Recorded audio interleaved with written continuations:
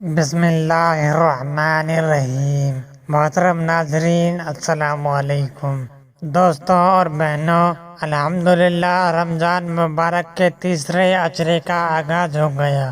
اگر آپ پریشان ہیں، پریشانیوں نے آپ کو چاروں طرف سے گھیرا ہوا ہے، رزق کی وجہ سے پریشان ہیں، اولاد کی وجہ سے پریشان ہیں، گھریلو لڑائی جھگڑوں کی وجہ سے پریشان ہیں، کاروبار کی وجہ سے پریشان ہیں، دشمنوں سے پریشان ہیں، کوئی بھی آپ کی پریشانی ہے تو یہ آپ کے لیے ایک بڑا ہی زبردست موقع ہے اللہ رب العزت سے اپنی پریشانیوں کو دور کروانے کا، اللہ تعالیٰ سے اپنی حاجات کو پورا کروانے کا۔ میرے دوستوں اور بہنوں، یہ طاق راتیں ہماری زندگی میں اتنی زیادہ اہمیت کیوں رکھتی ہیں، اس کی تھوڑی سی وضاحت آپ کے سامنے رکھتا چلوں۔ دوستوں اور بہنوں، رمضان مبارک کے تیسرے اشرے میں ایک ایسی رات آتی ہے جس کے بارے میں نبی کریم صلی اللہ علیہ وسلم نے فرمایا کہ اس رات کا اجر 1000 مہینوں سے زیادہ ہے۔ اگر کوئی خشوع کے ساتھ اس رات اللہ کی عبادت کرتا ہے، ذکر و اذکار کرتا ہے، نوافل پڑھتا ہے، اللہ کو راضی کرنے کی کوشش کرتا ہے، تو اللہ رب العزت اسے 1000 مہینوں سے زیادہ عبادت کرنے کا اجر عطا فرماتا ہے۔ اب یہ تو بتا دیا گیا کہ رمضان مبارک کے آخری اشرے کی طاق راتوں میں لیلۃ القدر کی رات ہے، لیکن یہ وضاحت نہیں کی گئی کہ لیلۃ القدر کی رات کون سی طاق رات میں ہے۔ لہذا رمضان مبارک کے تیسرے اشرے کی ہر طاق رات ہمارے لیے لیلۃ القدر ہے۔ 21 رمضان کی رات، 23 رمضان کی رات، 25 رمضان کی رات، 27 رمضان کی رات اور 29 رمضان کی رات، یہ 5 طاق راتیں ہیں۔ تو آج کی ویڈیو میں آپ کے ساتھ ان 5 طاق راتوں کا ایک بڑا ہی باکمال عمل شیئر کروں گا۔ چینل پر نئے آنے والے تمام دوستوں سے گزارش ہے کہ چینل کو سبسکرائب کر لیں۔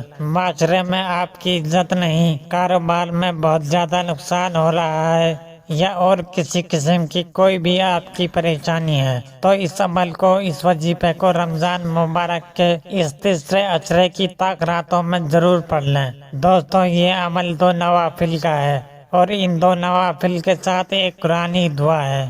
اس کی پوری ترتیب میں اس ویڈیو میں آپ کے ساتھ شیئر کروں گا۔ نوافل کی نیت کیا ہے، نوافل میں پڑھنا کیا ہے اور نوافل کے پڑھنے سے اللہ تعالیٰ آپ کو کون کون سے فوائد سے نوازے گا۔ لیکن اس سے پہلے میری آپ سے مؤدبانہ گزارش ہے کہ کمنٹ باکس میں سبحان اللہ، الحمدللہ، اللہ اکبر اور درود پاک ان کلمات کو ضرور لکھیں، کیونکہ یہ کلمات آپ کے لیے اور ہمارے لیے صدقہ جاریہ ہیں، اور صدقہ جاریہ ایک ایسا عمل ہے جو آنے والی تمام مصیبتوں کو، دکھوں کو، پریشانیوں کو، زمینی آسمانی آفات کو، جادو جنات، تعویذات، آسیب، نظر بد، حسد، ان تمام چیزوں کو ٹال دیتا ہے اور ان کے آگے ڈھال بن جاتا ہے۔ تو دوستوں اور بہنوں، یہ کوئی مہنگا سودا نہیں بلکہ نیکی کے ایسے چھوٹے چھوٹے کاموں میں ضرور حصہ لیا کریں۔ پتہ نہیں اللہ کو کون سا نیکی کا عمل پسند آ جائے اور ہماری دنیا بھی سنور جائے، ہماری آخرت بھی سنور جائے اور اللہ تعالیٰ ہمارے لیے جنت کے فیصلے کر دیں۔ اب آتے ہیں عمل کی طرف اور آپ کے ساتھ شیئر کرتے ہیں کہ رمضان المبارک کی پہلی طاق رات یعنی کہ آج آپ نے ان نوافل کو کیسے پڑھنا ہے، ان کی نیت کیا ہے، ان کے پڑھنے کا طریقہ کیا ہے اور ان کے پڑھنے سے اللہ تعالیٰ آپ کو کون کون سے فوائد سے نوازے گا۔ لیکن دوستوں، بھائیوں اور بہنوں، ایک اور بات کی وضاحت کرتا چلوں کہ اگر آپ رمضان المبارک کی پہلی طاق رات کو یہ عمل نہ کر سکے تو دوسری طاق رات کو پڑھ لیں، تیسری کو پڑھ لیں، چوتھی کو پڑھ لیں، 5ویں کو پڑھ لیں۔ کہنے کا مقصد یہ ہے کہ اگر آپ رمضان المبارک کی ہر طاق رات کو یہ عمل کر سکتے ہیں تو بہت اچھی بات ہے۔ اگر کسی وجہ سے رمضان المبارک کی پہلی طاق رات کو آپ یہ عمل نہ کر سکے تو باقی طاق راتوں میں اس عمل کو، اس وظیفے کو پڑھ لیں۔ اب پڑھنے کا طریقہ کار یہ ہے کہ رمضان المبارک کی پہلی طاق رات، پوری طاق رات آپ کے پاس ہے، اذان مغرب کے بعد سے لے کر اذان فجر تک، اس درمیانی وقت میں جب آپ کا جی چاہے آپ ان نوافل کو اور اس دعا کو پڑھ سکتے ہیں۔ اس ویڈیو میں آپ کے ساتھ شیئر کروں گا آپ کو 2 نوافل ادا کرنا ہے۔ ان 2 نوافل کی نیت آپ نے اس طرح کرنی ہے کہ 2 رکعت نماز پڑھتا ہوں یا پڑھتی ہوں، اس طرح آپ نے نیت کرنی ہے۔ نیت کرنے کے بعد پہلی رکعت میں سورہ فاتحہ کے بعد آپ نے 7 مرتبہ سورہ اخلاص پڑھنی ہے۔ اب 7 مرتبہ سے زائد مرتبہ بھی پڑھ سکتے ہیں، 9 مرتبہ پڑھے یا 11 مرتبہ پڑھے، یہ آپ کی اپنی مرضی ہے، لیکن کم از کم آپ نے 7 مرتبہ سورہ اخلاص کی تلاوت کرنی ہے۔ اسی طرح دوسری رکعت میں بھی آپ نے سورہ فاتحہ کے بعد 7 مرتبہ یا 7 مرتبہ سے زائد مرتبہ سورہ اخلاص کی تلاوت کرنی ہے۔ پھر آپ نے سلام پھیر لینا ہے، اور سلام پھیرنے کے بعد آپ نے اسی جگہ پر بیٹھے رہنا ہے۔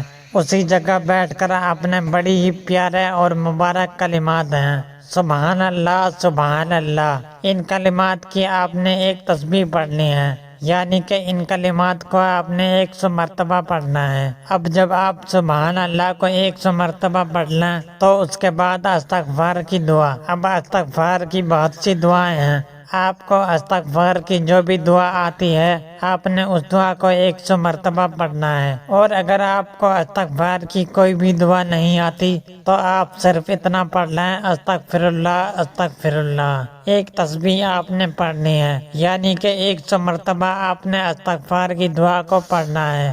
اس طرح آپ کا یہ عمل، یہ وظیفہ مکمل ہو جائے گا۔ جب آپ کا یہ وظیفہ مکمل ہو جائے تو اللہ تعالیٰ کی بارگاہ میں بڑی عاجزی کے ساتھ، بڑی انکساری کے ساتھ دعا مانگے۔ یقین جانے کہ آپ کے ہاتھ اٹھانے میں دیر ہو سکتی ہے، لیکن آپ کی دعاؤں کی قبولیت میں ذرا بھی دیر نہیں لگے گی۔ اللہ تعالیٰ فوراً آپ کی دعاؤں کو اپنی بارگاہ میں قبول و منظور فرما لے گا۔